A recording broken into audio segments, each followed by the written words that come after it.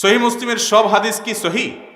জি ভাই, দুনিয়াতে দুটি হাদিস গ্রন্থ আছে, একটা হলো সহি বুখারী আর একটা হলো সহি মুসলিম।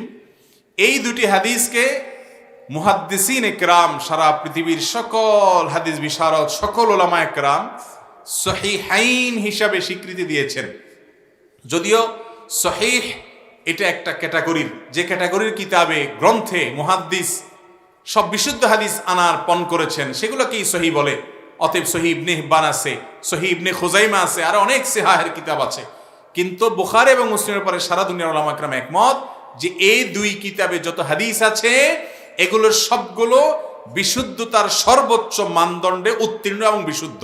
এগুলোর কোনো হাদিসের ব্যাপারে অশুদ্ধতা নিয়ে কোনো প্রশ্ন সংশয় পৃথিবীর মুহাদ্দিসদের মধ্যে নাই। কথা কি বুঝাতে পারছি? এজন্য আল্লাহর কোরআনের পরে দুনিয়ার সবচেয়ে বিশুদ্ধতম গ্রন্থ হলো বুখারী এবং মুসলিম। কিন্তু এর মানে এই না যে এই দুইটার বাইরে আর সহি হাদিস নাই। অন্যান্য হাদিসের কিতাবও কি আছে? সহি বিশুদ্ধ হাদিস আছে। আজকাল আমাদের সমাজে অনেক লোক বের হইছে যারা নবীজির হাদিসকে বলে লাহওয়াল হাদিস আর কোরআনকে বলে আহসানাল হাদিস। তারা কোরআনের আয়াতের অপব্যাখ্যা করে, কোরআন মানে নবীজির হাদিসকে তারা ইনিয়ে বিনিয়ে বিভিন্নভাবে অস্বীকার করে। এ ভাইদের সবাই যে খারাপ উদ্দেশ্য নিয়ে করছে তা নয়, তাদের বুঝের বেশ কম। তারা জানেন না যে আল্লাহ তাআলা এই কোরআন 23 বছর ধরে একটু একটু করে নাজিল করেছেন মুহাম্মদ সাল্লাল্লাহু আলাইহি সাল্লামের পরে, এবং তাকে বলেছেন যে হে আপনার রাসূলকে আল্লাহ তাআলা বলেছেন যে আপনার প্রতি কোরআন নাজিল করেছি কেন?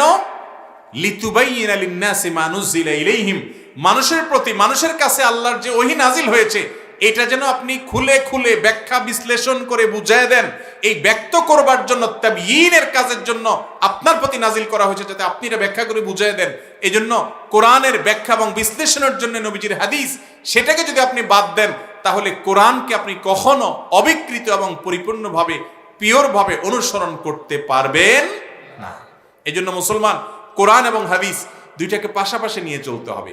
যদি হাদিস নিয়ে আপনার সংশয় থাকে, হাদিস কিভাবে সংকলন হয়েছে, কিভাবে বিশুদ্ধ হাদিস সন্দেহের মানদণ্ড, সন্দেহের যে গণ্ডি সেটা পেরিয়ে উত্তীর্ণ হয়ে গেছে, এই সম্পর্কে পড়াশোনা করেন, ঘাটাঘাটি করেন, অনেক কিছু টের পাবেন ইনশাআল্লাহ।